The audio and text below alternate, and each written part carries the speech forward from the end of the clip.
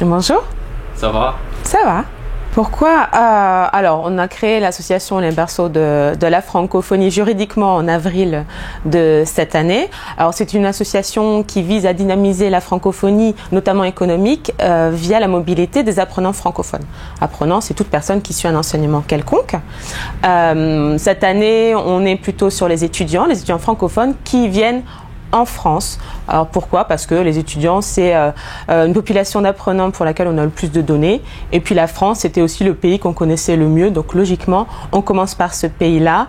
Pourquoi? Parce qu'on s'est rendu compte qu'il y avait un certain nombre de difficultés auxquelles que rencontraient ces étudiants. Alors c'était le coût de la vie, ce sont les démarches administratives et le logement notamment, mais qui engendrent d'autres difficultés qui vont jusqu'à l'abandon du projet pour lequel ils sont venus. Donc nous, ce qu'on veut faire, c'est que cette mobilité finalement soit un moment d'enrichissement pour tout le monde, soit synonyme de réussite, et qu'on aille jusqu'à cette création de richesse, parce que c'est ce qui va enrichir aussi cette francophonie. Et cette francophonie, c'est quoi finalement? Eh ben, c'est un synonyme de paix, de démocratie, d'activité économique. C'est une histoire commune que nous avons ensemble à partager et peut-être quelque part à reprendre en main aussi. Alors effectivement, on a plusieurs acteurs au niveau de la francophonie, dont l'Organisation internationale de la francophonie, mais qui est un acteur politique et qui regroupe vraiment les États. Ça, c'est la troisième définition que donnait Senghor sur la francophonie d'ailleurs. On a d'autres acteurs qui sont l'Agence universitaire de la francophonie. Effectivement, on a quand même un tissu qui existe. Maintenant, on s'est quand même rendu compte que les étudiants qui viennent, les étudiants francophones, se retrouvent finalement dans leur communauté, c'est-à-dire que le Nigérien va se retrouver chez les Nigériens, l'Algérien va se retrouver chez l'Algérien, mais qu'on n'a pas suffisamment d'échanges. Ou alors ça reste encore, pour ce qui est de l'Afrique, des associations d'Africains qui vont effectivement avoir une activité culturelle excellente, mais pas d'ouverture sur, par exemple, l'association de Roumains qui se trouve à côté et qui, elle, voudrait tisser ce lien aussi avec ces autres francophones-là. Donc, au niveau de l'échange, oui, il y a quelque chose, il y a une demande. Et quand on parle avec ces étudiants, j'en ai rencontré un l'autre jour encore qui vient d'Algérie, il me dit, tu sais, voilà, quand on est au pays, on rêve de la France. On en rêve vraiment. Et j'ai fait mes études pour ça, pour venir. Et moi, la francophonie, j'y crois en cette langue. Elle est belle, elle me parle, elle me fait rêver. Et en découvrant cette association, en étant intégrée dans ce projet, je m'y retrouve et j'ai envie d'échanger justement avec les autres sur cette vision-là aussi. Et créer les liens, ça veut dire que tout au long de son cursus, il va créer des liens, pas seulement avec les Algériens qui sont ici, mais avec d'autres nationalités. Oui, et là, concrètement, qu'est-ce que l'association va apporter à ce il jeune? ne faut pas dire qu'il n'y a rien. Il y a quand même des structures. On a quand même des choses qui sont mises en place et chaque année, on revoit encore d'autres structures qui sont créées. Campus France, Alumni, etc. Voilà. L'État fait quelque chose. Faut pas dire qu'il ne fait rien.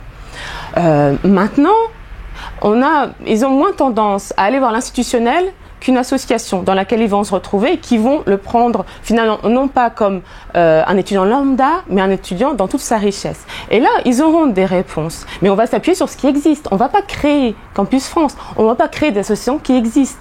Donc, s'ils ont des problèmes, et là, on l'a déjà fait concrètement, répondre à des questions sur le logement, à des questions sur les démarches administratives, oui, on peut le faire grâce au partenariat qu'on fait avec ce qui existe déjà avec aussi. le Crous, par exemple? Alors le Crous, on n'a pas de partenariat avec des institutionnels pour l'instant. On a des partenariats avec notre cible, notre base, que sont les associations d'étudiants qui ont déjà une assise, une expérience et qui sont déjà efficaces à ce niveau-là. Et est-ce que vous pensez travailler avec les CCIF, par exemple, les centres culturels français qui sont un peu implantés un peu partout dans ce pays? Parce que quand même, c'est ces centres culturels ou le campus qui donnent un peu l'autorisation à ces jeunes de venir.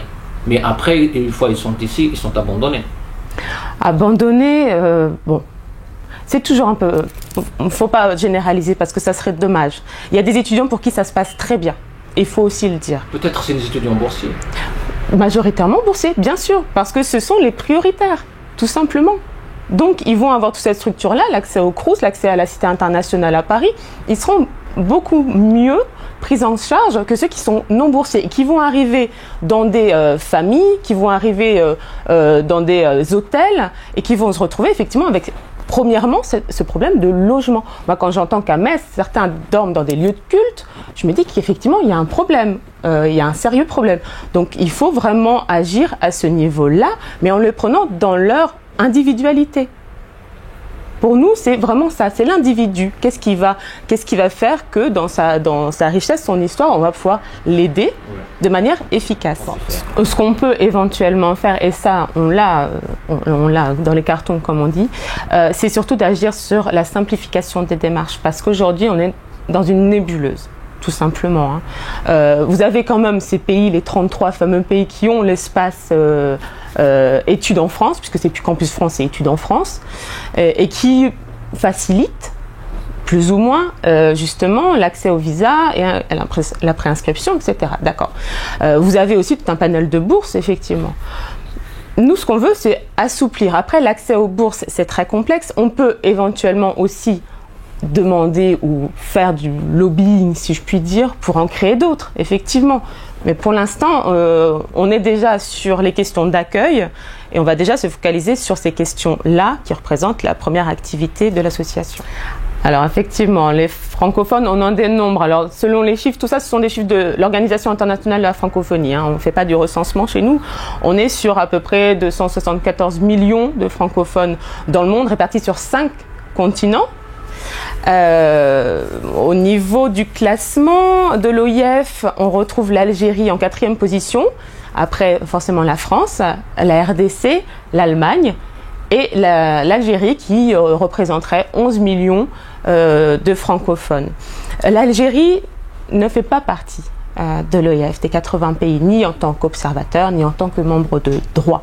Après, ce sont des questions politiques qui effectivement ne nous regardent pas, puisqu'on est une association apolitique et religieuse, mais il y a quand même des questions qui se posent, pour lesquelles je n'ai pas les réponses, malheureusement. Évidemment, pour nous, ici, francophones, et pour même l'OIF, je dirais, ce sont des francophones. C'est pas parce que le pays ne fait pas partie de l'OIF que ces jeunes qui viennent ne sont pas francophones. On a en France, cette année, 1,5 million d'étudiants. Sur ce panel d'étudiants, on reçoit 220 000 étudiants internationaux. La moitié viennent d'Afrique. Et sur cette moitié-là, vous avez grosso modo 20 000 étudiants algériens. Il faut noter quand même que ce chiffre tend à diminuer, parce qu'il y a de la concurrence du Canada, des Émirats arabes unis, voilà. Et peut-être que la France aussi a fait que, via ces difficultés liées aux démarches administratives, on a aussi moins d'étudiants qui réussissent à venir. Non pas qui ne veulent plus venir, mais qui ne réussissent pas à venir malheureusement. On a des contacts déjà qu'on a établis en Algérie, au niveau du consulat de France notamment. Donc on commence à grappiller comme ça. On a des contacts au sein de la population aussi. Et ici aussi en France, où effectivement on commence à grossir un petit peu. Maintenant, l'Algérie, c'est un gros pourvoyeur d'étudiants. Nous, comme on se crée, on partait plutôt sur des pays moins pourvoyeurs, c'est-à-dire vers 3000. Là déjà, c'était difficile à gérer, mais alors quand on est sur du 20 000, c'est comme le 3e pays au niveau du nombre d'étudiants en France. Donc on le fait, mais doucement, parce qu'on ne veut pas faire n'importe quoi non plus. Un questionnement. Je pense qu'il y a des choses qui nous échappent et forcément l'Organisation internationale de la francophonie est politique, donc je pense qu'il y a des questions derrière qui sont pleinement politiques pour lesquelles, encore une fois, je ne pourrais pas apporter de réponse. C'est un questionnement. Je dis, pourquoi est-ce que l'Algérie, qui est recensée 4e position au niveau des pays comportant le plus de francophones, n'est même pas membre observateur? Voilà, c'est une question à laquelle j'aimerais, moi aussi, à titre personnel, avoir la réponse. Est-ce qu'on peut parler des projets avec l'Algérie dans le futur? Dans le futur, bien sûr.